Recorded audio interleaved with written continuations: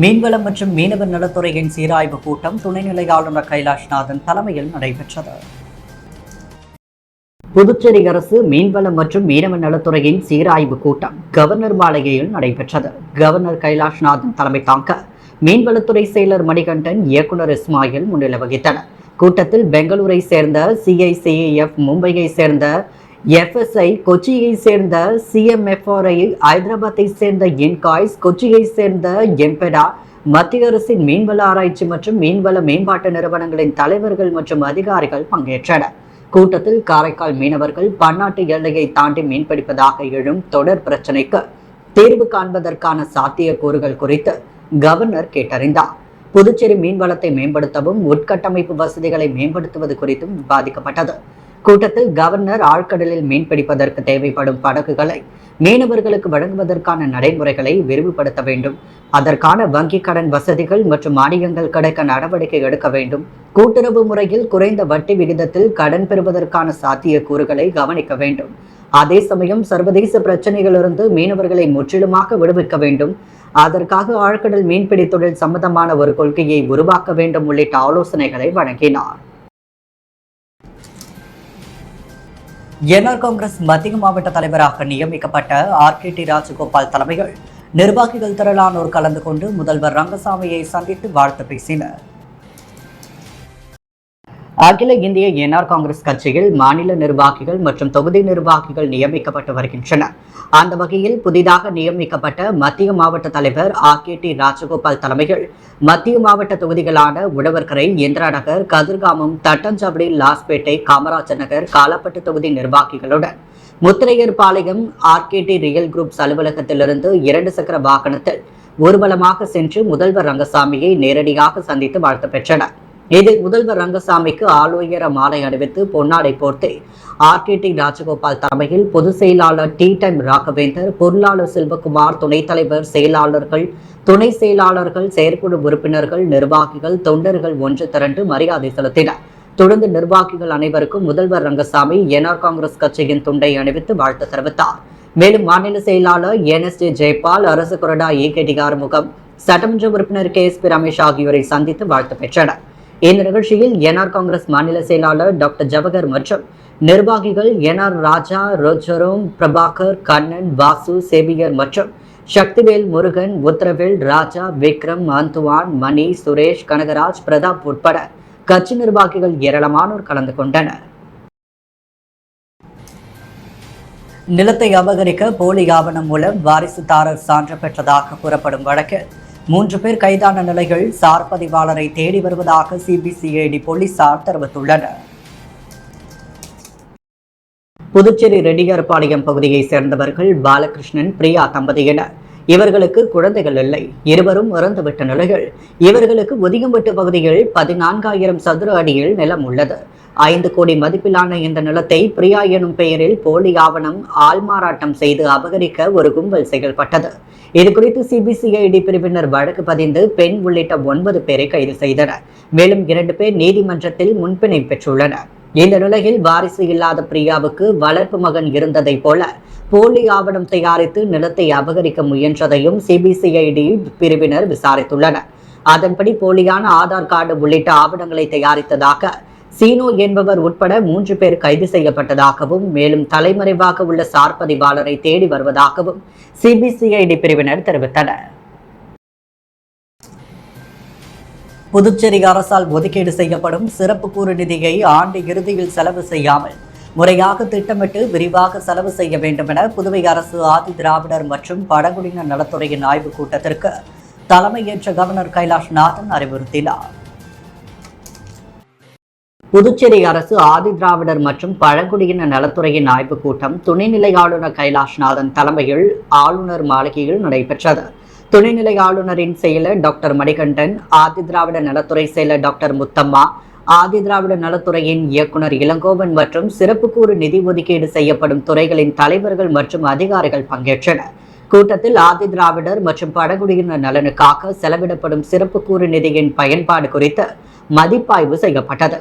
புதுச்சேரி அரசு ஒவ்வொரு ஆண்டும் நிதிநிலை அறிக்கையில் திட்டங்களுக்காக ஒதுக்கீடு செய்யப்படும் நிதிகள் 16% நிதியை சிறப்பு கூறு நிதியாக ஒதுக்கீடு செய்வதையும், அவ்வாறு ஒதுக்கீடு செய்யப்படும் நிதி 21 அரசு துறைகள் மூலமாக ஆதிதிராவிடர் மற்றும் பழங்குடியினர் மக்களின் மேம்பாட்டிற்காக பயன்படுத்தப்படுவது பற்றி எடுத்துரைக்கப்பட்டது. கடந்த ஆண்டு ஒதுக்கீடு செய்யப்பட்ட நிதி முன் எப்போதும் இல்லாத அளவிற்கு 92% செலவு செய்யப்பட்டதும் எடுத்துக் கூறப்பட்டது.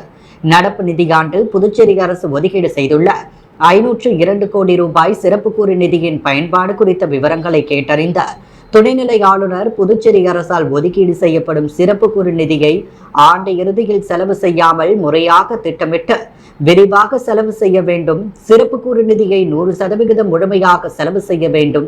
அவ்வாறு செலவு செய்யப்படும் நிதி முழுமையாக ஆதிதிராவிடர் மற்றும் பழங்குடியின மக்களின் வளர்ச்சிக்காக மட்டுமே செலவு செய்யப்படுகிறதா என்பதை அதிகாரிகள் கண்காணிக்க வேண்டும் என்று பல்வேறு ஆலோசனைகளை வழங்கினார். புதுச்சேரி முத்தியால்பேட்டை தொகுதி திமுக மதர் குளோரி நீட் கோச்சிங் சென்டருடன் இணைந்து 25,000 ரூபாய் கட்டணத்தில் இலவச நீட் பயிற்சி அளிக்க உள்ளது. இதனை தொகுதியில் உள்ள மாணவர்கள் பயன்படுத்தி நீட் வகுப்பில் சேர வேண்டும் என்று திமுக தலைமை பொதுக்குழு உறுப்பினர் பிரபாகரன் அழைப்பு விடுத்துள்ளார். இதுகுறித்து முத்தியால்பேட்டை தொகுதி திமுக அலுவலகத்தில் செய்தியாளர்களை சந்தித்த திமுக தலைமை பொதுக்குழு உறுப்பினர் பிரபாகரன், திமுக தலைவர் ஸ்டாலின் பிறந்த நாளை முன்னிட்டு புதுச்சேரி மாநில திமுக அமைப்பாளர் சிவா அறிவுறுத்தலின்படி முத்தியால்பேட்டை தொகுதி திராவிட முன்னேற்ற கழகத்தின் சார்பில் இலவச நீட் பயிற்சி அறிவித்தார். புதுவைச்சேரி உதய பேருந்து நிலையம் அருகே உள்ள மதர் குளோரி கோச்சிங் சென்டரோடு இணைந்து வருகின்ற 26ஆம் தேதி இலவச நீட் பயிற்சி துவங்க உள்ளதாக தெரிவித்த பிரபாகரன், பயிற்சி கட்டணம் 25,000 ரூபாய் மற்றும் நோட்டு புத்தகங்கள் இலவசமாக வழங்கப்படும் என்றார். எனவே முத்தியால்பேட்டை தொகுதியில் வசிக்கும் மக்கள் தங்கள் வீட்டில் உள்ள பிள்ளைகள் நீட் கோச்சிங்கில் படிப்பதற்கு ஆர்வம் இருந்தால் ஆதார் கார்டு மற்றும் பள்ளியின் படிப்பதற்கான சான்றிதழுடன் முத்தியால்பேட்டை திமுக அலுவலகத்தை அணுக வேண்டும் என்றும் கேட்டுக்கொண்ட அவர், மாணவர்கள் சிறந்த முறையில் நீட் கோச்சிங் பெற்று மருத்துவராக வேண்டும் என்பதே தனது கனவு என்றும் குறிப்பிட்டார். புதுச்சேரி போக்குவரத்து காவலர்கள் சார்பில் மாணவர்களுக்கு போக்குவரத்து குறித்த விழிப்புணர்வு நிகழ்ச்சி நடைபெற்றது. புதுச்சேரி போக்குவரத்து காவலர்கள் சார்பில் மாணவர்களுக்கு போக்குவரத்து விழிப்புணர்வு நிகழ்ச்சி கதிர்காமம் அரசு பொது மருத்துவமனை கருத்தரங்கில் நடைபெற்றது. புதுச்சேரி காவல்துறை துணைத் தலைவர் அஜித் குமார் சிங்லா தலைமை தாங்கினார். போக்குவரத்து காவல்துறை கிழக்கு வடக்கு எஸ்பி பிரவீன்குமார் திரிபாதி முன்னிலை வகித்தார்.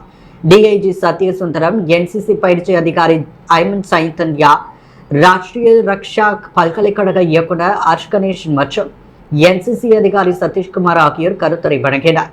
நிகழ்ச்சியில் போக்குவரத்தின் பொழுது கடைபிடிக்க வேண்டிய வழிமுறைகள் குறித்து மாணவர்களுக்கு விளக்கம் அளிக்கப்பட்டது. தொடர்ந்து போக்குவரத்து விழிப்புணர்வு குறித்து பல்வேறு போட்டிகளில் வெற்றி பெற்ற மாணவிகளுக்கும் பரிசுகளும் சான்றிதழ்களும் வழங்கப்பட்டது. புதுச்சேரி மின்துறையில் தலித் ஊழியர்களுக்கு பதவி உயர்வில் இடஒதுக்கீட்டை வழங்காத மின்துறை அதிகாரிகளை கண்டித்து ஊழியர்கள் உள்ளிருப்பு போராட்டத்தில் ஈடுபட்டனர். புதுச்சேரி மின்துறையில் வயர்மேன் 2 அலி பதவிகளுக்கு இடஒதுக்கீட்டை பின்பற்றி தலித் ஊழியர்கள் ஒருவருக்கு கூட பதவி உயர்வு வழங்காததை கண்டித்து புதுச்சேரி மின்துறை தலித் ஊழியர்கள் சங்கம் சார்பில் மின்துறை அதிகாரியை கண்டித்து உள்ளிருப்பு போராட்டம் நடைபெற்றது. இதில் மின்துறை அதிகாரிகளை கண்டித்தும் உடனடியாக இடஒதுக்கீட்டை முன்னிறுத்தி தலித் ஊழியர்களுக்கு பதவி உயர்வு வழங்க வேண்டும் போன்ற கோரிக்கைகளை முன்வைத்து போராட்டத்தில் ஈடுபட்டனர். உயர்த்தப்பட்ட சம்பளத்தை வழங்க வலியுறுத்தி ரொட்டிப்பால் ஊழியர்கள் கல்வித்துறை முன்பு 3வது நாளாக நேற்று கண்களை கட்டிக்கொண்டு வேலைநிறுத்த போராட்டத்தில் ஈடுபட்டனர். புதுச்சேரி கல்வித்துறையில் கடந்த 2003ஆம் ஆண்டு ரொட்டிப்பால் திட்டம் துவங்கப்பட்டது. இதற்காக 950 ஊழியர்கள் மாதந்தோறும் 10,000 சம்பளத்திற்கு பணிக்கமர்த்தப்பட்டனர். சம்பளத்தை உயர்த்தி வழங்க பல கட்ட போராட்டங்கள் நடத்தி வருகின்றன. ஊழியர்களின் கோரிக்கையை ஏற்று கடந்த 2023ஆம் ஆண்டு ரொட்டிப்பால் ஊழியர்களுக்கு 18,000 ரூபாயாக சம்பளம் உயர்த்தி வழங்கப்படும் என முதல்வர் ரங்கசாமி அறிவித்தார். 2 ஆண்டுகள் கடந்தும் உயர்த்தப்பட்ட ஊதியம் இதுவரை வழங்கப்படவில்லை. உயர்த்தப்பட்ட சம்பளத்தை வழங்க கோரி நேற்று 3வது நாளாக ரொட்டிப்பால் ஊழியர்கள் கல்வித்துறை முன்பு கண்களை கட்டிக்கொண்டு வேலைநிறுத்த போராட்டத்தில் ஈடுபட்டனர். சங்க ஒருங்கிணைப்பாளர் மாறன் தலைமை தாங்க 350க்கும் மேற்பட்ட ரொட்டிப்பால் ஊழியர்கள் பங்கேற்றனர். ஊசுடு தொகுதி கூடப்பாக்கத்தில் சாலை அமைப்பதற்கான பணியினை அமைச்சர் சாஜி சரவணகுமார் பூமி பூஜை செய்து துவக்கி வைத்தார். ஊசுடு தொகுதிக்குட்பட்ட கூடப்பாக்கம் பகுதியில் உள்ள பெருமாள் கோவில் தெருவிற்கு 46 லட்சம் ரூபாய் மதிப்பீட்டில் சிமெண்ட் கான்கிரீட் சாலை அமைப்பதற்கு, முத்துக்குமரன் நகருக்கு 13 லட்சம் ரூபாய் மதிப்பீட்டில் VWM சாலை அமைப்பதற்கு தொகுதியின் சட்டமன்ற உறுப்பினரும் ஆதி திராவிட நலத்துறை அமைச்சருமான சாய்ஜி சரவணகுமார் முயற்சிகள். வில்லியனூர் கொம்யூன் பஞ்சாயத்து மூலம் அரசாணை பெற்று அப்பணிக்கான பூமி பூஜை நிகழ்ச்சி நடைபெற்றது. இதில் அமைச்சர் தலைமை தாங்கி பூஜை செய்து பணியினை துவக்கி வைத்தார். இந்த நிகழ்ச்சியில் இளநிலை பொறியாளர் பிரதீப் குமார், பாஜக ஊசுடு தொகுதி ஒருங்கிணைப்பாளர் சாய் தியாகராஜன், முன்னாள் தொகுதி தலைவர் ஐயப்பனார், தொகுதி தலைவர் முத்தாள் முரளி, ஊர் முக்கியஸ்தரர்கள் நமோ நாராயணன், பன்னீர்செல்வம், கட்சி நிர்வாகிகள் முரளி முருகன், பாலகிருஷ்ணன், பாலு, குப்புசாமி, மூர்த்தி, ரமேஷ், பழனி, மல்லிகா, பிரசன்னா, ஊசுடு சாலை மற்றும் குடிநீர் பொறுப்பாளர் கருணாகரன் உட்பட பொதுமக்கள் ஏராளமானோர் கலந்து கொண்டனர். பூமி பூஜை நிகழ்ச்சிக்கு முந்தைய நாள் அமைச்சரின் அறிவுறுத்தலின்படி ஊடகப் பிரிவு மூலம் கூடப்பாக்கத்தில் கடந்த 4 ஆண்டுகளில் நடைபெற்ற மக்கள் வளர்ச்சி பணிகளின் விவரங்களை துண்டு பிரசுரங்களாக தயார் செய்து அனைத்து இல்லங்களுக்கும் வெற்றிலை வாழைப்பழத்துடன் வழங்கி பொதுமக்களுக்கு அழைப்பு கொடுக்கப்பட்டுள்ளது என்பது குறிப்பிடத்தக்கது. புதுவையில் உள்ள அனைத்து காவல்துறை அதிகாரிகளுக்கான சைபர் கிரைம் சம்பந்தமான 2 நாள் பயிற்சி வகுப்பு கோரிமேடு காவலர் பயிற்சி பள்ளியில் நடைபெற்றது. சைபர் குற்றவாளிகள் புதுவிதமான முறையில் பல்வேறு குற்ற செயல்களில் ஈடுபட்டு மக்களிடம் ஆசையை தூண்டி பணத்தை பறித்து வருகின்றனர். அவ்வப்பொழுது புதுவை சைபர் கிரைம் போலீஸ் நிலையத்திற்கு வரும் புகாரை ஆராய்ந்து குற்றவாளிகளை கைது செய்து வந்தாலும் மக்களிடையே பல்வேறு விழிப்புணர்வுகள் ஏற்படுத்தினாலும் சைபர் குற்றங்கள் குறைந்த பாடில்லை. இந்த நிலையில் புதுவை கோரிமேட்டில் உள்ள காவலர் பயிற்சி பள்ளிகள் புதுவையில் உள்ள அனைத்து காவல்துறை அதிகாரிகளுக்கான 2 நாட்கள் சைபர் கிரைம் சம்பந்தமான பயிற்சி வகுப்பு துவங்கியது. இந்திய சைபர் கிரைம் ஒருங்கிணைப்பு கமிட்டி இயக்குநர் மற்றும் புதுவை காவல்துறை தலைவர் அஜித்குமார் சிங்லா கலந்து கொண்டு பயிற்சியை துவக்கி வைத்தார். சீனியர் போலீஸ் சூப்பர்டென்ட் கலைவான cyber crime police superintendent Bhaskaran மற்றும் போலீஸ் அதிகாரிகள் பலர் கலந்து கொண்டனர். இதில் சைபர் குற்றம் தொடர்பாக வரும் புகார்களை எப்படி தீர்த்து வைப்பது, புதுவிதமான சைபர் புகார்களை எப்படி கையாள்வது, ஆதாரங்களை எப்படி சேகரிப்பது, குற்றவாளிகளை எப்படி பிடிப்பது என்பது குறித்து பயிற்சி அளிக்கப்பட்டது. இப்பயிற்சியின் மூலம் சைபர் கிரைம் தொடர்பாக வரும் புகார்களை பெற்றுக்கொண்டு புதுவித யுக்திகளை கையாண்டு குற்றவாளிகளை விரைந்து பிடிக்க இந்த பயிற்சி முகாம் பயனுள்ளதாக இருக்கும் என சைபர் கிரைம் போலீசார் தெரிவித்துள்ளனர்.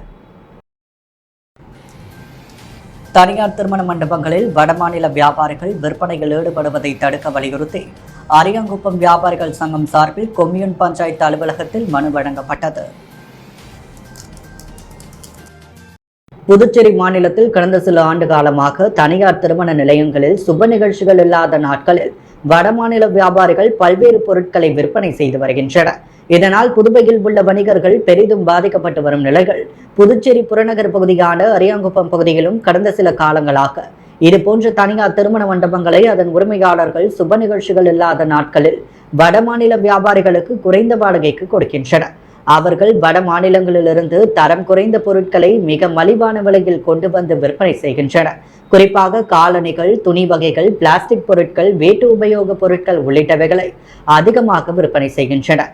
இதனால் அரியாங்குப்பம் பகுதியில் ட்ரேடிங் லைசன்ஸ் எடுத்த GST வரி செலுத்தி கடை வாடகை கொடுத்து முறையாக வியாபாரம் செய்து வரும் வியாபாரிகள் கடுமையாக பாதிக்கப்பட்டுள்ளதாக தெரிவித்தனர். மேலும் வட மாநிலங்களிலிருந்து வியாபாரம் செய்பவர்கள் எந்த ஒரு லைசன்ஸோ அரசுக்கு செலுத்த வேண்டிய வரியோ செலுத்துவது கிடையாது. குறைந்தது 15 நாட்களுக்கு மண்டபங்களை வாடகைக்கு எடுத்து விற்பனையில் ஈடுபட்டு அதிக லாபத்தை ஈட்டி செல்கின்றனர். இதனால் அரியாங்குப்பம் பகுதியில் இருக்கும் வியாபாரிகளின் வாழ்வாதாரம் கடுமையாக பாதிக்கப்பட்டுள்ளதாக தெரிவித்துள்ளனர். இது குறித்து அரியாங்குப்பம் அனைத்து வியாபாரிகள் நல சங்கத்தினர் அரியாங்குப்பம் கொம்யூன் பஞ்சாயத்து அதிகாரிகளை நேரில் சந்தித்து புகார் மனு கொடுத்துள்ளனர். இதில் மண்டப உரிமையாளர்களுக்கு இது குறித்து நோட்டீஸ் வழங்குவதாக அதிகாரிகள் உறுதி கூறியுள்ளனர். புதுச்சேரி IRBN பிரிவு போலீசார் இன்ஸ்பெக்டர் செந்தில்குமார் தலைமையில் ஒதியஞ்சாலை உருளையன்பேட்டை காவல் நிலைய எல்லை பகுதிகளில் நடைபயிற்சி மேற்கொள்ளப்பட்டது. புதுச்சேரியில் கடந்த 2005ஆம் ஆண்டு IRBN பிரிவு உருவாக்கப்பட்டது. இதில் 800க்கும் மேற்பட்ட IRBNகள் பணியாற்றி வருகின்றன. IRBN போலீசார் போதிய உடற்பயிற்சி இல்லாததால் பலர் உடல் ரீதியாக பிரச்சனைகளுக்கு ஆளாகி வருகின்றனர். சமீபத்தில் 2 காவலர்கள் உடல்நிலை பாதிக்கப்பட்டு இருந்தனர். பல IRBN போலீசார் தொப்பையுடன் உலா வருகின்றனர். இதனால் முன்னாள் முதல்வர் SP உதவி கமாண்டன்ட் வீடுகளில் பணியாற்றி வரும் IRBN போலீசாருக்கு உடற்பயிற்சி அளிக்க DGP ஷாலினி சிங் உத்தரவிட்டார். முதற்கட்டமாக காவல் உயர் அதிகாரிகள் வீடுகளில் பணியாற்றும் 70 IRBN போலீசாருக்கு நேற்று நடைபயிற்சி மேற்கொள்ளப்பட்டது. உதியஞ்சாலை போலீஸ் இன்ஸ்பெக்டர் செந்தில்குமரன் தலைமையில் திரண்ட IRBN போலீசார் பம்பாக்கிரபாளையம், வானரப்பேட்டை மற்றும் உருளையன்பேட்டை காவல் நிலையத்திற்குட்பட்ட பகுதியில் நடைபயிற்சி மேற்கொண்டனர். வேளாண் தொழில் முனைவோர் மேம்பாடு குறித்த மாநில அளவிலான பயிலரங்கு சட்டமன்ற உறுப்பினர் அனிபால் கென்னடி துவக்கி வைத்தார். விஸ்வ யுவகேந்திரா கிராமியத்துடன் இணைந்து வேளாண் முனைவோர் தொழில்முனை மேம்பாட்டு குறித்த 2 நாள் மாநில அளவிலான பயிலரங்கு உப்பளம் செயின்ட் சேவியர் ஆயர் மையத்தில் நடைபெற்றது. அரியலூர் வேளாண்மை அலுவலர் அசோக்குமார், புதுச்சேரி வேளாண் பல்கலைக்கழக பேராசிரியர் மணிகண்டன் ஆகியோர் வேளாண் தொழில் முனைவு குறித்த நுண்ணறிவுகளை பகிர்ந்து கொண்டனர். புதுச்சேரி மற்றும் தமிழ்நாடு முழுவதிலும் இருந்த 9க்கும் மேற்பட்ட பங்கேற்பாளர்கள் கலந்து கொண்டனர். துவக்க விழா நிகழ்ச்சிக்கு தலைமை தாங்கி சட்டமன்ற உறுப்பினர் அனிபால் கென்னடி பேசுகையில், விவசாயிகள் மீது எப்பொழுதும் அக்கறையுடன் இருந்தவர் மறைந்த தலைவர் கலைஞர் கருணாநிதி. பல கோடி விவசாய கடன்களை ஒரே கையெழுத்தில் தள்ளுபடி செய்தார். நாட்டின் முதுகெலும்பாய் விளங்கும் விவசாய மக்களை எப்பொழுதும் அரசு அரவணைக்க வேண்டும் என்று தொடர்ந்து சட்டமன்றத்தில் கோரிக்கை வைத்து வருகிறேன். 13 கோடி விவசாய கடனை தள்ளுபடி செய்ய வேண்டும் என கேட்டுக்கொண்டதன் பேரில் முதல்வர் ரங்கசாமி விவசாய கடன்களை தள்ளுபடி செய்தார். இது போன்ற நிகழ்ச்சிகளை கிராம பகுதியில் வைத்தால் கிராமப்புற விவசாய பெருங்குடி மக்கள் கலந்து கொண்டு பயன்பெற முடியும் என்றார். இந்நிகழ்ச்சியில் தொகுதி செயலாளர் சக்திவேல், கிளை செயலாளர் ராகேஷ் ஆகியோர் உடனிருந்தனர்.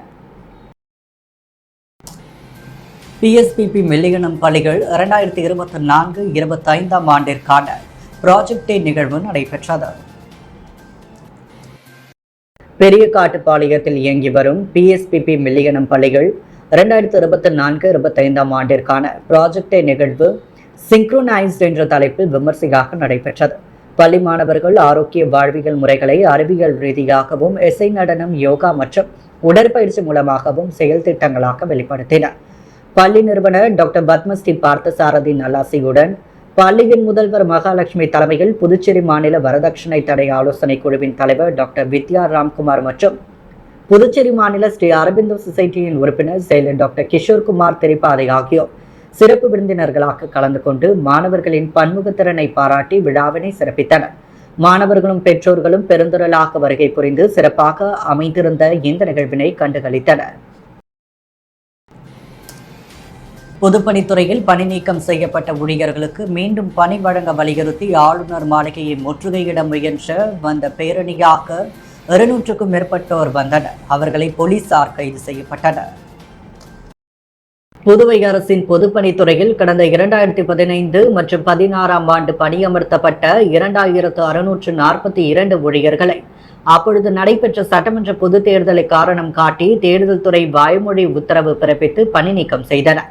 இதையடுத்து கடந்த 10 ஆண்டு காலமாக மீண்டும் வேலை வழங்க நடவடிக்கை எடுக்க வேண்டும் என்று கோரிக்கையை வைத்து பல போராட்டத்தினை நடத்தி வந்த நிலையில் புதுவை அரசாங்க உயர் அதிகாரிகள் இதுவரை மீண்டும் வேலை வழங்கும் கோப்பிற்கு அனுமதி அளிக்காமல் காலம் கடத்தி எந்த ஒரு நடவடிக்கையும் எடுக்காததை கண்டித்தும் துணைநிலை ஆளுநர் பொதுப்பணித்துறை பணி நீக்கம் செய்யப்பட்ட ஊழியர்களுக்கு மீண்டும் வேலை வழங்க ஒப்புதல் அளிக்கும் கோப்பிற்கு உடனடியாக அனுமதி அளித்து நடவடிக்கை எடுக்க வலியுறுத்தியும் அண்ணா சிலை அருகிலிருந்து ஊர்வலமாக புறப்பட்டு ஆளுநர் மாளிகை நோக்கி சென்ற பேரணி ராஜா திரையரங்கு அருகே வந்தபொழுது சாலையில் அமர்ந்து சாலை மறியல் செய்து போராட்டத்தில் ஈடுபட்டனர். போலீசார் அவர்களை தடுத்து நிறுத்தி கைது செய்தனர். போராட்டத்திற்கு ஒருங்கிணைப்பாளர் ஆகிய தெய்வீகன், காரைக்கால் வினோத், சத்யாவதி, காரைக்கால் மணிவண்ணன் ஆகியோர் தலைமையில் 200க்கும் மேற்பட்ட ஊழியர்கள் கலந்து கொண்டனர். புதுச்சேரி சுகாதாரத்துறையில் பணியின் பொழுது இறந்த வாரிசுதாரர்களுக்கு கருணை அடிப்படையில் பணி வழங்க கோரி 19வது நாளாக வாரிசுதாரர்கள் பட்டை நாமம் போட்டு போராட்டத்தில் ஈடுபட்டனர். புதுச்சேரி சுகாதாரத்துறையில் பணியின் பொழுது இறந்த வாரிசுதாரர்களுக்கு கருணை அடிப்படையில் பணி வழங்க கோரி பல ஆண்டுகளாக கோரிக்கை வைத்து வருகின்றனர். தொடர்ந்து பணி நியமனம் வழங்க கோரி சுகாதாரத்துறை ஊழியர்களின் வாரிசுதாரர்கள் நலசங்கம் சார்பில் சுகாதாரத்துறை அலுவலகம் முன்பு காத்திருப்பு போராட்டத்தில் நடத்தி வருகின்றனர். இந்நிலையில் இன்று 19வது நாளாக பட்டை நாமம் போட்டு போராட்டத்தில் ஈடுபட்டனர். சங்க ஒருங்கிணைப்பாளர் ரமேஷ், டேவிட் ஆகியோர் தலைமையில் சங்கத்தினர் கோரிக்கையை வலியுறுத்தி பிச்சை எடுத்து போராட்டத்தில் ஈடுபட்டனர். இதில் ஏராளமான ஊழியர்களின் குடும்பத்தினர் கலந்து கொண்டனர். பூர்ணாங்குப்பம் ஸ்ரீ அங்காள பரமேஸ்வரி அம்மன் ஆலயத்தில் மயான கொள்ளை பிரம்மோற்சவ விழாவை முன்னிட்டு ரணகளிப்பு நிகழ்ச்சி நேற்றிரவு நடைபெற்றது. அரியங்குப்பம் கொம்யூன் பூர்ணங்குப்பம் கிராமத்தில் எழுந்தள்ளியுள்ள அருள்மிகு ஸ்ரீ அங்காள பரமேஸ்வரி அம்மன் ஆலயத்தின் மயான கொள்ளை பிரம்மோற்சவ விழா கடந்த மாதம் கொடியேற்றத்துடன் துவங்கியது. இதில் 8ஆம் நாள் உற்சவமாக நேற்று நள்ளிரவு வல்லாங்கோட்டை அழித்தல் எனும் ரணகலைப்பு நிகழ்ச்சி மிக பிரம்மாண்டமாக நடைபெற்றது. அதைத் தொடர்ந்து மின்னலரங்காலத்தில் மலர்களால் அலங்கரிக்கப்பட்ட உற்சவ மூர்த்திகளின் சுவாமி வீதி உலா காட்சி நடைபெற்றது. இதில் ஏராளமான பக்தர்கள் கலந்து கொண்டு சுவாமி தரிசனம் செய்தனர். இதில் சிறப்பு விருந்தினராக சட்டமன்ற எதிர்க்கட்சித் தலைவர் சிவா கலந்து கொண்டு சுவாமி தரிசனம் செய்தார். இந்நிகழ்ச்சியில் திராவிட முன்னேற்ற கழக மணவெளி தொகுதி செயலாளர் ராஜாராமன், விளையாட்டு அணி அமைப்பாளர் ரவி, மாநில மற்றும் தொகுதி நிர்வாகிகள் உள்ளிட்ட கட்சி பிரமுகர்கள் பலர் கலந்து கொண்டனர். விழாவிற்கான ஏற்பாடுகளை 8ஆம் நாள் உபயதாரர்கள், ஆலய நிர்வாக அதிகாரி, விழா குழுவினர்கள் செய்திருந்தனர். இவ்விழாவின் முக்கிய நாளான இன்று மாலை மயான கொள்ளை உற்சவம் நடைபெற்றது. புதுச்சேரி குயவர்பாளையம் வெள்ளம் தாங்கி ஐயனார் தேவஸ்தானத்தில் ஸ்ரீ அங்காள பரமேஸ்வரி அம்மனின் கொள்ளை திருவிழா நடைபெற்றது. புதுச்சேரி குயவர்பாளையம் ஐயனார் நகரில் அமைந்துள்ள ஸ்ரீ வெள்ளந்தாங்கி ஐயனார் தேவஸ்தானத்தில் ஸ்ரீ அங்காள பரமேஸ்வரி அம்மனுக்கு கொள்ளை விடுதல் நிகழ்ச்சி நடைபெற்றது. தொடர்ந்து காலையில் அங்காள பரமேஸ்வரிக்கு மகா அபிஷேகம், அதைத் தொடர்ந்து காய்கனிகள் கொள்ளையும் இரவில் பல்லையும் போட்டு படைத்தலும் தீபார்த்தனையும் காண்பிக்கப்பட்டது. இதில் திரளான பக்தர்கள் கலந்து கொண்டு சுவாமியை வழிபட்டனர். இந்த நிகழ்ச்சிக்கான ஏற்பாடுகளை தலைவர் மணி, துணைத் தலைவர் சுந்தர்ராஜ், செயலாளர் லேகா, வல்லவன், பொருளாளர் குமரேசன், உறுப்பினர் முருகன் மற்றும் ஆலய குருக்கள் உள்ளிட்டோர் சிறப்பாக செய்திருந்தனர். புதுவையின் அன்றாட நிகழ்வுகளை காண பாண்டி ஹெட்லைன்ஸ் யூடியூப் சேனலை சப்ஸ்கிரைப் பண்ணுங்க. தொடர்ந்து எங்களுடன் இணைந்திருக்க பக்கத்தில் உள்ள பெல் பட்டனை பிரஸ் பண்ணுங்க. லைக் பண்ணுங்க, ஷேர் பண்ணுங்க. என்றும் உங்களுடன் பாண்டி ஹெட்லைன்ஸ்.